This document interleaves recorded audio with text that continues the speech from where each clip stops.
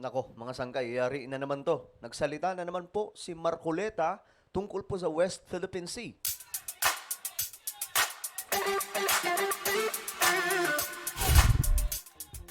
Yo guys, what's up? This is me. I'm back for another vlog. So today, magre-react po tayo sa isang video, mga sangkay, kung saan itong si Marcoleta ay muli na naman pong nagpasabog nung sa isa pong panayam, mga sangkay, ng TV5, yung mga TV anchor po nila, in-interview po siya at nabanggit po doon yung kanyang pahayag patungkol po sa West Philippine Sea. Ngayon, mga sangkay, magre-react po tayo. Tingnan po natin, ano ba? Inulit na naman po ba niya yung kanya mga sinabi, mga sangkay, na nauna? Na kung saan doon po siya ginisa, doon po siya, mga sangkay, talagang namang binatikos ng sambayan ng Pilipino. Anyway, bago tayo magsimula, pakisubscribe po muna yung ating YouTube channel. Tayo po ay 1.4 million subscribers na. So kung ikaw ay hindi pa po nakakapag-subscribe at nais mong mapabilang sa dumaraming mga solid sangkay dito sa YouTube, ang gawin nyo lamang po ay click nyo po yung subscribe button na makikita po sa baba ng video na to. I-click nyo po yung bell at i-click nyo po yung all. At sa mga nanonood po sa Facebook, syempre i-follow nyo po yung ating Facebook page. Shoutout ka pala sa lahat ng mga solid sangkay. Mag-comment po kayo sa ibaba ng hashtag solid sangkay kasama po ang inyong mga lugar. Okay? Nakaintindihan ba tayo, mga sangkay? Okay, eto nga po ang nakita natin. Ayan po, Rodante Marcoleta. Muli daw pong iginiit na walang West Philippine Sea. Tayo-tayo lang daw po ang nakakaalam, mga sangkay, sa West Philippine Sea na yan. Eh kayo ba, mga sangkay, papayag kayo sa mga ganitong klaseng statement? Alam nyo, ito kaya po napagkakamalan, mga sangkay, na ang mga line-up po ni PRRD, maka-China, dahil po sa mga ganitong klaseng statement. Halimbawa na lamang po si VP Sara. Never po siyang nagsalita laban po sa China. Ganon din po si Duterte. Then may mga ganito pang klaseng pahayag na parang ang dating, wag na, teka lang. Bakit parang binibitawan natin yung West Philippine Sea? Well, para malaman po natin, panoorin natin ang video. May isa pa pong kontrobersya na tied with you recently, yung sinabi niyo pong Medyo mahina. there's no Lakasan po natin, mga sangkay.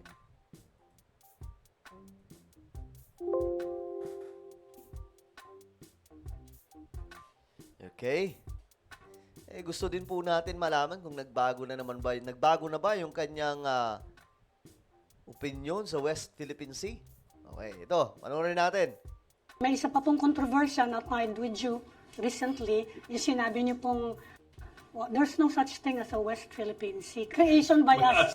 By us. You know, By the Philippines. By the the Philippines. problem is that ang dali nila kasing maggawa ng we should provide the context because otherwise baka maligaw na naman yung mga tao. Sige nga.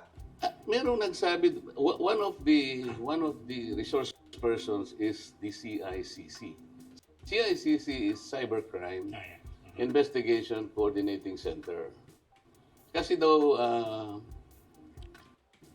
yung mga vloggers, pati yung sigalutan natin sa West Philippine Sea is a subject of blogs and whatever, blogging, if that's the term.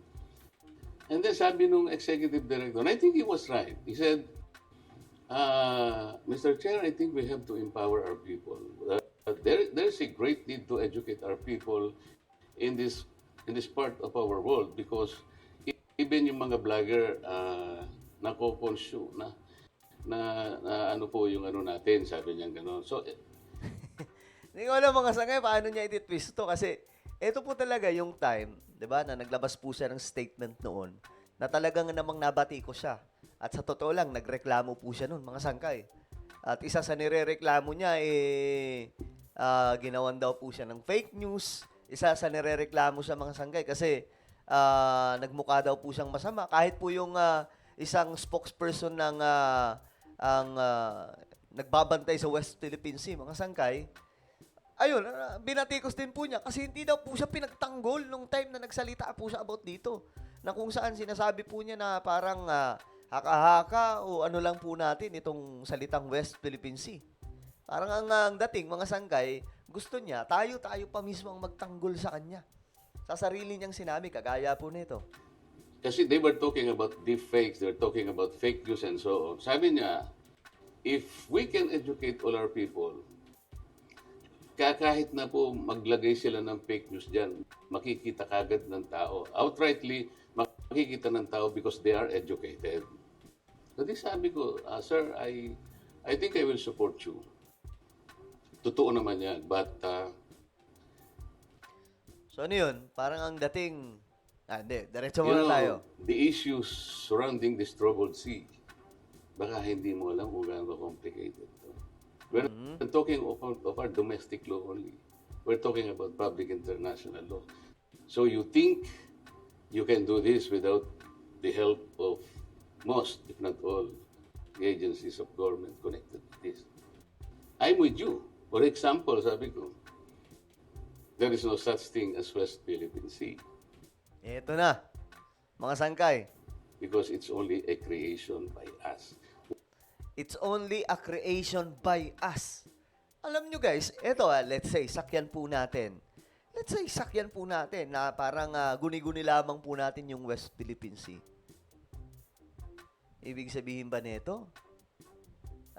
Dapat ba nasabihin mo ito sa madla?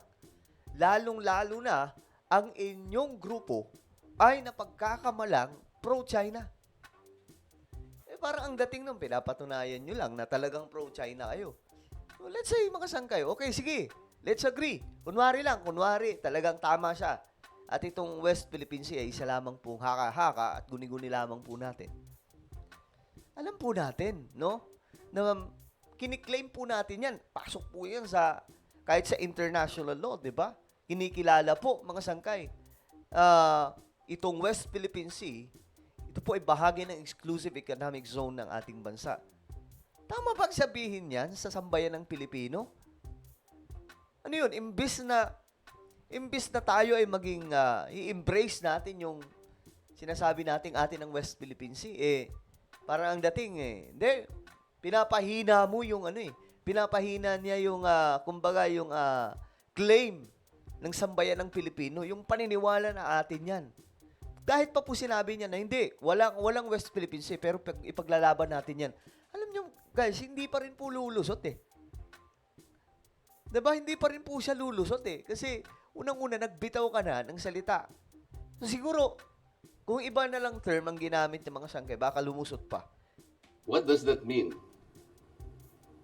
Ed, when I said it's a creation by us, tayo lang nagkakaalam.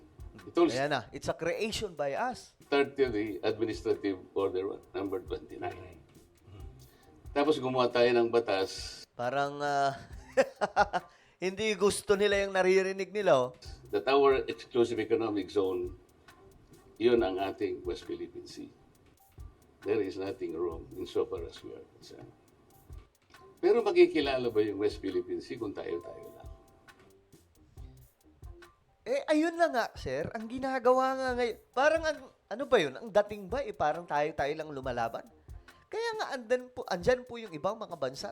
Kinikilala po, buong mundo, kinikilala na ang West Philippine Sea, itong exclusive economic zone ng Pilipinas ay atin. Tayo ang may karapatan dyan at siguro yung malaking bahagi ng South China Sea o sa China na yan.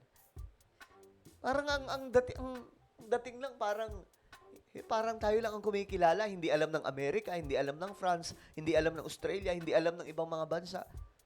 Buong mundo nga po kinukundi na ang China, mga sangkay sa panghihimasok sa teritoryo po natin, 'di ba? Naipanalo po natin 'yan. 'Di ba? Pambihira. The subject matter is a worldwide dispute. Para natin, sabi ko sa kanila, well, hindi ko na-explain doon kasi nga nag-vlog na, so I'm explaining. Nakapag-explain yata ako ng several. Sabi ko, kung hindi po natin palilista ang West Philippine Sea in the world body they call International Hydrographic Organization, ito po yung patalaan ng pandaigdigan mga dagat. Para kakakong gumawa ng isang kalye, sarili mo lang. Bigla na lang na gano'n yung isang Commodore. It could be a traitor. Can you imagine? O sabi ko, Commodore J. Tagliaferro. Whatever his name. Sabi, he's a traitor. What he did is a disservice to our government. Oh my God. Sabi ko na nga ba, maraming hindi nakakaintindi talaga. Guys, common sense lang naman eh. Ang binabatikos kasi doon, Pinoy ka, sabihin mo yan, ano yun, nag-uudyok ka sa maraming mga Pilipino? Ito, tanong lang naman mga sangkay. No? Na bitawan na natin yung kakaisip natin na ang West Philippine Sea ay atin. Walang ganun. Kinikilala po yan buong mundo eh. Anong sinasabi po niya na parang hindi kinikilala sa international? Na ipanalo pa nga po natin yan, di ba? Mga sangkay. Kumbaga, ako guys, wala po akong problema sa buong komunidad ng mga Chinese doon sa China. They are good people. Pero pag pinag-usapan po natin ng gobyerno nila pagdating po sa stand nila sa West Philippine Sea na parang gusto na po nilang angkinin. Hindi parang, gusto talaga. 'Di ba? Yung buong South China Sea. Kasama na po yung ating exclusive economic zone.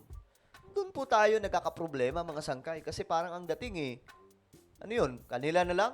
Kanila yung buong dagat? Kinikilala nga po yung kahit po yung panahon Ferdinand T. Marcos, bantay sarado yan. Hindi nga makapasok ang China dyan, Vietnam. Minubomba po ng tubig yan. Kailan lang nangyari mga sangkay? Nung may mga namuno ng mga traidor sa Pilipinas. Masasabi po talaga nating traidor, pinabayaan po nila yung ating teritoryo. Diba? Panahon ni Ferdinand D. Marcos, parang CBBM din yun. Bantay sarado ang West Philippine Sea. Ang pinagkaiba lang, malakas po tayo nun. Kaya hindi makapalag yung China. Well, ano po ang inyong opinion, mga sangkay? Dito na naman po sa pahayag ni Marcoleta. Just comment down below. Meron po tayong YouTube channel, Sangkay Revelation, guys. Ito po, dito tayo nag-upload ng mga vlogs na kapupulutan po ng kaalaman at aral. Marami po kayong matututunan dito regarding po sa Bible, iba pang mga information na nakasulat po sa Biblia na nagaganap po ang mga propesiya sa panahon po natin ngayon. Alright, so i-subscribe nyo po ito, i-click ang bell at i-click nyo po yung all. Ako na po ay magpapaalam. Mag-iingat pong lahat. God bless everyone.